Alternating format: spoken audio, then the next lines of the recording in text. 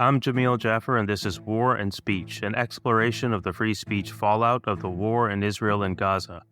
In a report released in December, Human Rights Watch contended that Meta, the parent company of Facebook and Instagram, was engaged in systemic censorship of pro-Palestinian content. An earlier report by Hamlet, a digital rights organization, reached a similar conclusion, accusing Meta of shadow banning or invisibly demoting Palestinian content. More recently, some American legislators have accused TikTok of elevating pro-Palestinian content and turning younger people against Israel. On today's episode, we'll be talking about the role that social media companies are playing in shaping or distorting public discourse about the war. We have two guests. Deborah Brown is a senior researcher and advocate on digital rights at Human Rights Watch. Deborah, thanks so much for joining us. Thanks so much for having me, Jamil. And Evelyn Douek is a law professor at Stanford University and a one-time visiting scholar at the Knight Institute. Evelyn, it's great to have you here too. Great to be back and honored to be on such a great podcast series. Thank you. Deborah, last year you investigated Meta's policies and practices relating to content about the war. Can you tell me a little bit about how you did that investigation and what you found? So when the war broke out, post-October 7th, we started hearing reports of content about Palestine being censored. And this rang familiar because in 2021, we also researched the censorship of content about Palestine in response to the forced evictions in the Sheikh Jarrah neighborhood of East Jerusalem. And so building on that experience, we thought to put a call for evidence out using Human Rights Watch's social media platforms. We called for any instances of censorship, and we listed the types we're looking for on any platform. And we left it neutral in the sense that we didn't ask for what types of views are being censored. And what we found was that overwhelmingly the cases that were sent to us were about censorship on Meta's platforms, not exclusively, but predominantly on Meta's platforms, Instagram and some on Facebook. And that all except for one case were about censorship of content about Palestinian human rights, about Palestine, kind of broadly speaking. In the end, the data set that we used for the research was 1,050 cases, and it was 1,049 cases for content that was censored in support of Palestine. Can you say more about what kind of content we're talking about here? I mean, are we talking about posts that, are praising specific terrorist acts? Are we talking about posts that call for an end to the occupation? Like, what kinds of posts are we talking about here? We weeded out anything that could be seen as incitement to violence, hatred, or discrimination. But yeah, basically anything that could have been seen as peaceful support for Palestine or neutrally discussing events relating to the war. One kind of set, I would say, are hashtags of ceasefire now, stop the genocide, from the river to the sea. The more popular slogans you'd see in anti-war protests and pro-Palestine protests offline as well.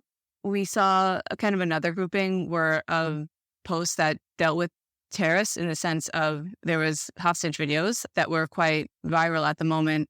We saw people post the videos and say, criticize Netanyahu's government or say, we're glad the hostages are being released or something like this. But because there might have been terrorist symbols or Hamas is just mentioned, that was enough to get the post taken down.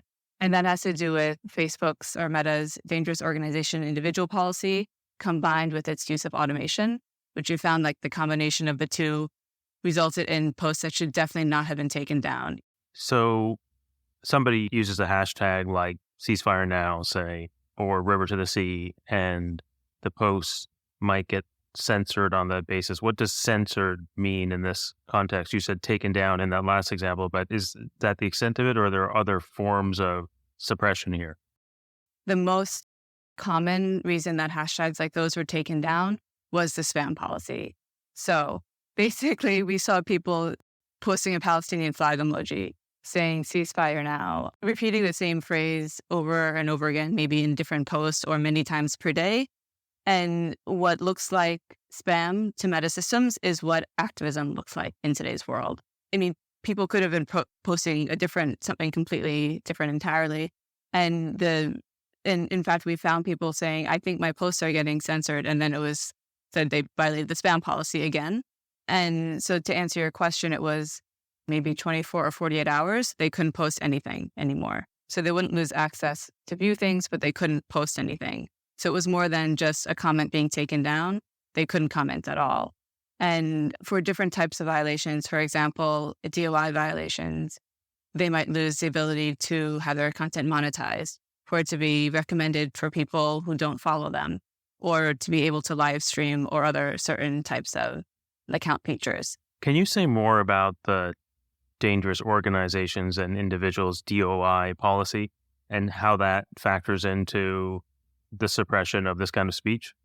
So what's a bit inconvenient in the timeline is that we published our report, I think it was December 21st, and then on December 29th, Meta updated the DOI policy. So a lot of the issues that we took are not necessarily under the new policy. We don't know how it's being enforced. But the issue with the policy is that it, at the time, prohibits any representation, praise, or substantive support of entities or individuals, and in some cases, events that that are included on Meta's list. And one of the issues that we saw was that praise included things like speaking positively about an entity on the list, suggesting that their conduct was morally justified or acceptable, and even internal guidelines that aren't part of the formal policy but are what content moderators use to implement it, had said that if the content makes people think more positively about a group. So one could see how posting horrific evidence of human rights atrocities being experienced by Gaza could make people think a bit more positively about Hamas than they would have ordinarily, who had no sympathy for their cause. So these types of content that would fall under praise were an issue, as well as under substantive support included things like quoting directly a group without specifically saying you condemn it or that you're neutrally reporting it. And while there are exceptions under this policy for neutral reporting, for condemnation, just discussing them without showing praise or support, if there was any doubt about someone's intention, the default is to remove it. So speech relating to the conflict that supports or praises or even in some case discusses one of these dangerous organizations or individuals would be suppressed in some way. How does Facebook come up with that list?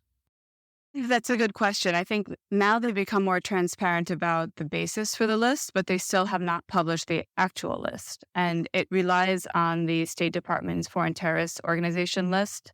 But there's also other lists or other additions that we don't know about. And one of our recommendations was to publish a list, but also to mention if Israel's list is on there, because in recent years, human rights organizations have been designated as terrorist organizations. And The Intercept did publish a list a few years ago, and I'm not sure to what extent that's the current list, but Meta does say that they can publish it for various reasons, yet has not, as to my knowledge, cited any harm or fallout from The Intercept having published it. So Meta has this list of dangerous organizations that Meta's users aren't allowed to praise or support, or at least practically speaking, sometimes even discuss. And that list is given to Meta, at least in part, by the U.S. government and possibly by the Israeli government as well. Did I get that right? Not exactly that they're giving the list. I think it's more that Meta interprets their legal obligation to comply with U.S. law as using that list. And there's certain aspects that are true, but they don't need to go as far as they have. And their risk assessment, their appetite for what they allow on in terms of speech about people on that list goes far beyond what the U.S. law requires. And it's not consistent with what other platforms like Twitter, well, now X, do. And then in terms of other governments, one would imagine it's similar calculus that they're doing. We just don't actually know the source of it. Evelyn, I want to bring you into this conversation. Can you tell me about this dangerous organizations and individuals list and how it relates to American sanctions law? The relevant law here is that it is a federal crime to knowingly provide material support or resources to a designated foreign terrorist organization. And material support is given a very broad definition, which includes any services or financial services, lodging, training, expert advice or assistance. And so it has been interpreted to include some forms of communication with foreign terrorist organizations, or I assume platforms are concerned about, providing communication services to designated terrorist organizations and their members. Now, all of that should be subject to the First Amendment. The First Amendment must constrain what the federal government can criminalize in this context. And so protected speech can't be criminalized and Meta can't be held liable for protected speech. But, there are a number of different factors at play here. I mean, first of all, you're Meta, you don't have a lot of incentives to push the boundaries on the interpretation of the law. You don't want to be held liable for a federal crime. And, your interest in any particular piece of content is pretty minimal. And so it would be no surprise if the decision-making of the platforms was to be extremely risk-averse here and, err on the side of the caution, take down more content than necessary because, why bother? It's not worth the headache. And the second reason why platforms might especially be risk-averse in this context is that the Supreme Court has indicated that it might not be as solicitous of First Amendment rights and as protective of this kind of speech in this context as an infamous case, Holder v. Humanitarian Law Project, which I know you know well, Jamil, where the court surprisingly said that, even peaceful communication training on international law with a designated foreign terrorist organization can fall under this statute and can be criminalized and can be prohibited, which seems at odds with a lot of the other doctrine that we have about freedom of association and free speech. And so sort of those factors combined mean that the United States government designates these organizations FTOs, then material support is criminalized, and as a platform, I think all of your incentives are to err on the side of caution here. Deborah, does all of that sound right to you? Why do you think all of this censorship is happening? Is it the result of errors and incompetence? Or is Meta interpreting its legal obligations too broadly? Or is it something even more nefarious than that? I think there's a few different causes. One is what we've been talking about is the way that some of their policies are drawn. And so though they obviously have legal obligations to not provide material support, even the way that the dangerous organization individual policy is drawn goes beyond that. And the way that it's enforced goes beyond that. They're using automation and knowing that their automated tools aren't very accurate all the time. It's very hard to get this right, especially at scale. And making choices as to if they're willing to have more false positives or false negatives, take down more content or leave more content up. I would say they're skewing towards taking more content down because they don't want to risk having certain types of things on their platform. That's a choice. And so I don't think it's a deliberate sort of conspiracy to censor certain types of speech, but it's about whose voice and whose safety they prioritize at a given moment in time. And in addition to that, I think there is a concern that there is influence over the decisions by governments. And if that's not the case, I think we need to see from Meta that that's actually not happening and that governments aren't exercising undue pressure.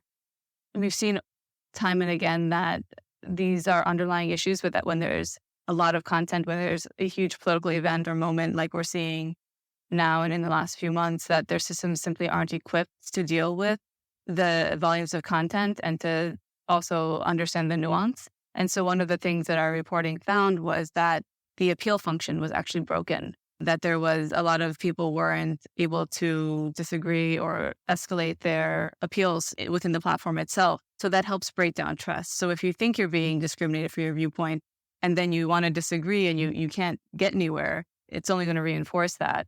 And then similarly, I would say with some of the notifications people sent us, didn't even cite a policy that was violated. In some cases, it was unclear if it was violating a policy that the platform determined it or that just a user complained about their content.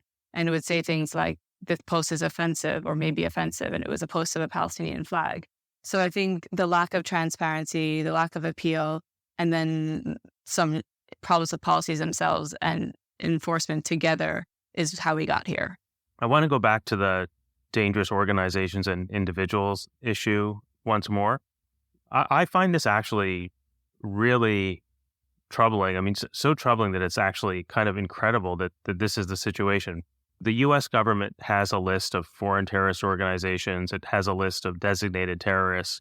And U.S. social media platforms are required by law not to provide material support to those organizations.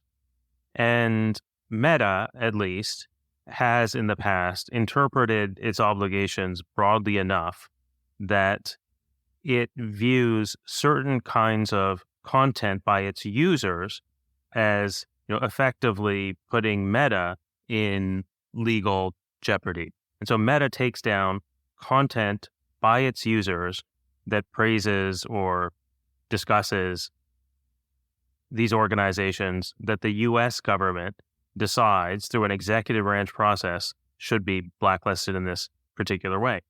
This idea that the U.S. government gets to decide the outer limits of public discourse, not just public discourse, but this is sort of discourse about national security policy and war, sort of core political speech. This is kind of crazy, like as a First Amendment matter. And Evelyn, how can you justify this kind of legal regime under the First Amendment? What is the set of arguments that makes this okay?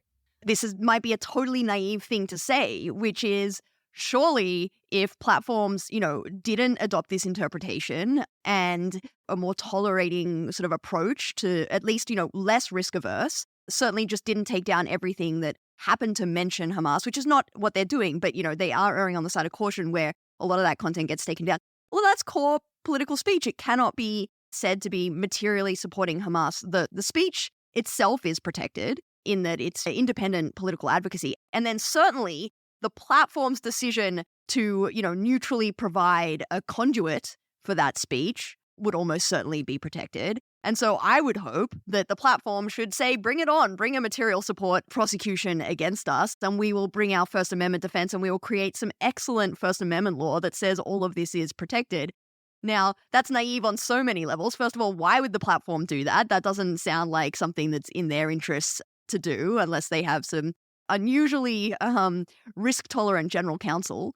And second, again, like I said, the case Humanitarian Law Project itself is hard to reconcile with the rest of the First Amendment. It sort of allowed the government to prescribe this speech, which was included nonprofits giving these terrorist organizations international law advice on how to pursue their ends through peaceful means. We would think that to be core protected political speech. And the court held that no, that could be prescribed. And so that's so hard to reconcile. And so I guess there is also this concern that the test case wouldn't come out the way that we would hope, even if applying all of our core First Amendment principles. I share your exasperation, Jamil.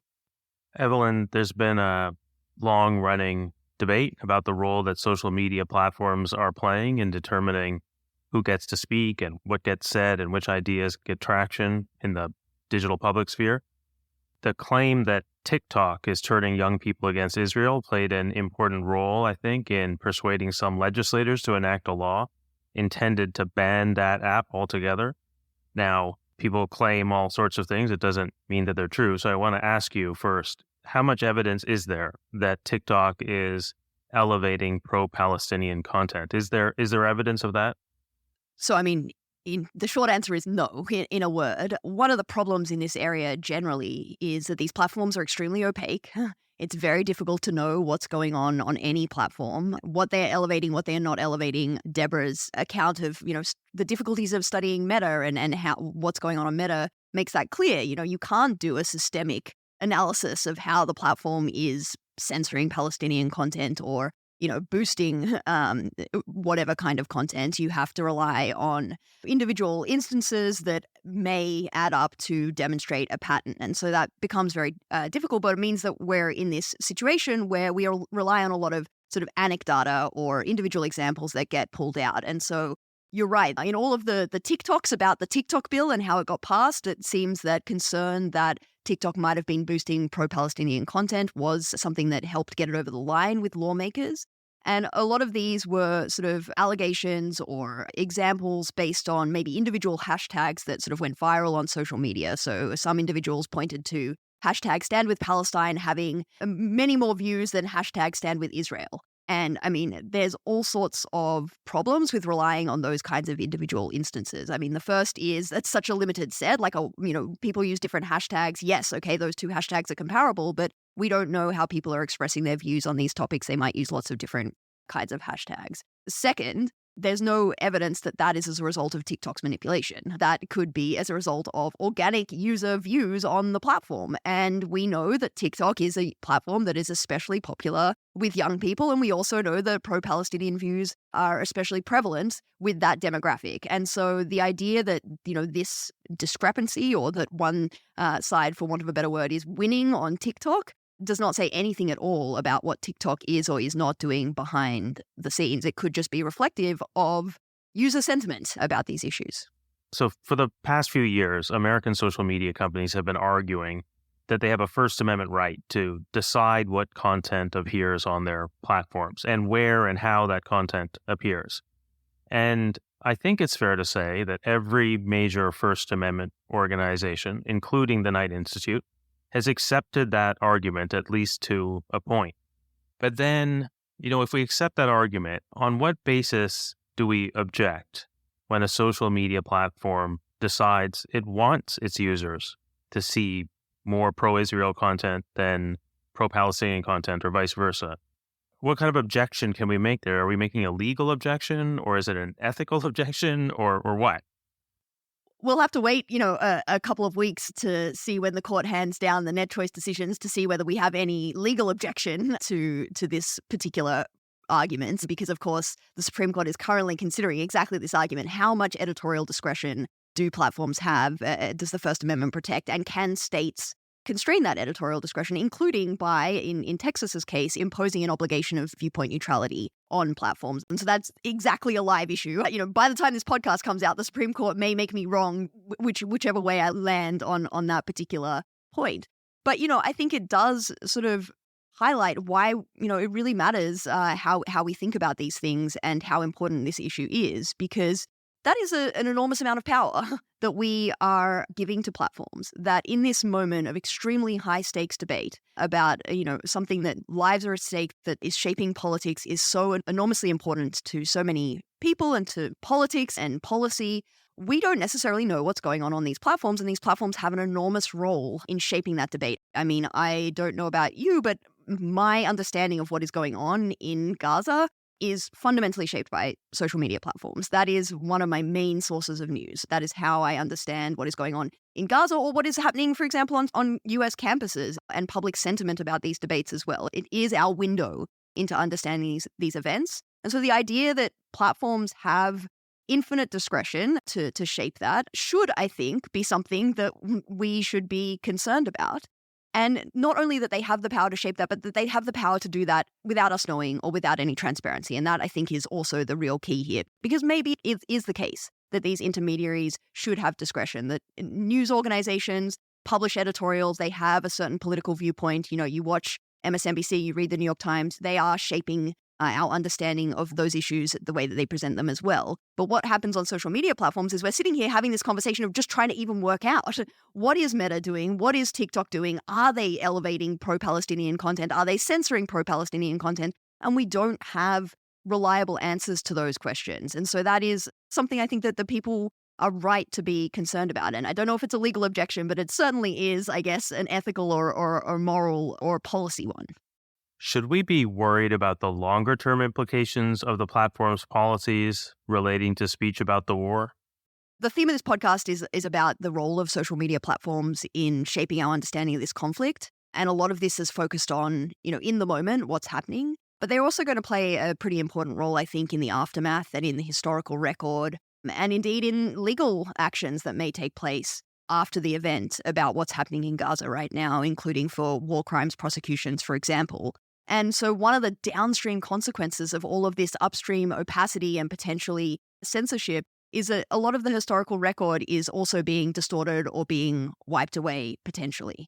And so when a video gets taken down because of a risk-averse or overbroad interpretation of a DOI policy or hate speech or spam, whatever it is, that video then disappears and can't be collected by, media organizations, historians, or lawyers who might ultimately bring certain actions. And so, the consequences of the power that these platforms are wielding, it's enormous in this moment, but the effects of it could be felt for years and years.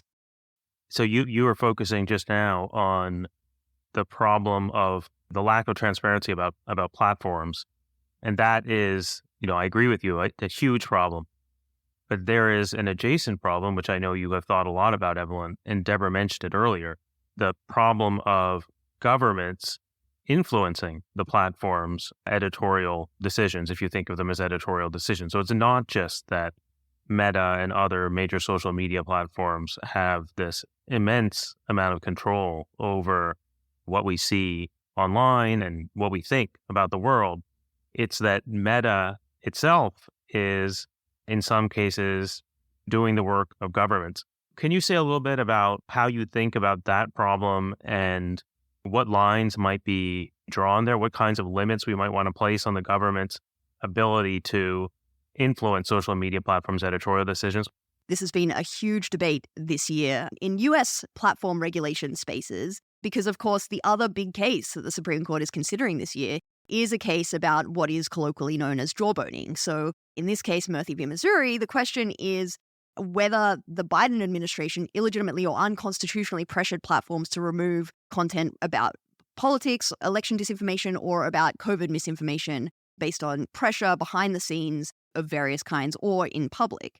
And we've heard a lot of voices, including conservative voices predominantly, saying this is unconstitutional. We should be really worried when the government comes to platforms and asks them to take down protected speech and does it in a way that we don't have any insight into, because basically that would allow the governments to do an end run around the First Amendment. If the government can't regulate that speech directly, they shouldn't be able to regulate it indirectly by knocking on the platform's door and saying, can you do this for us? We can't do it, but it'd be great if you could. Now, that is exactly the concern that we have in this context, whether it be the US government pressuring platforms both in public or behind the scenes. Congress hasn't been shy about its views about what sort of voices need to be censored here. I mean, we've seen this debate playing out on college campuses, and so you don't have to think very hard if you're a platform about what kind of content Congress would want you to remove on your platforms too.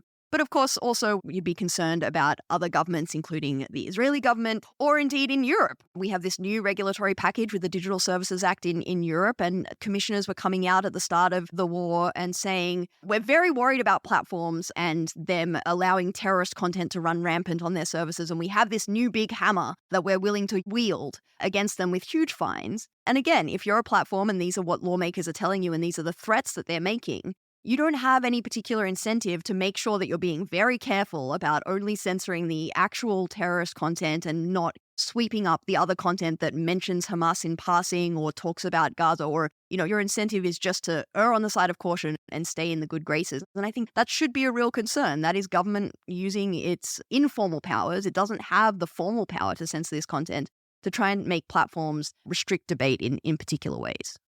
Deborah, Evelyn, thanks for making time for this. Thanks very much for having us. Thank you so much. On the next episode of War and Speech, we discuss free speech and anti-discrimination law with Professor Michael Dorf of Cornell University. Views on First is produced by Anne-Marie Awad, with production assistance and fact-checking by Isabel Adler. Research and fact-checking by Hannah Vester. Candace White is our executive producer. The art for our show was designed by Astrid De Silva. Views on First is available on Apple, Spotify, and wherever you get your podcasts. Please subscribe and leave a review. We'd love to know what you think. To learn more about the Knight Institute, visit our website, knightcolumbia.org, and follow us on social media. I'm Jamil Jaffer. Thanks for listening.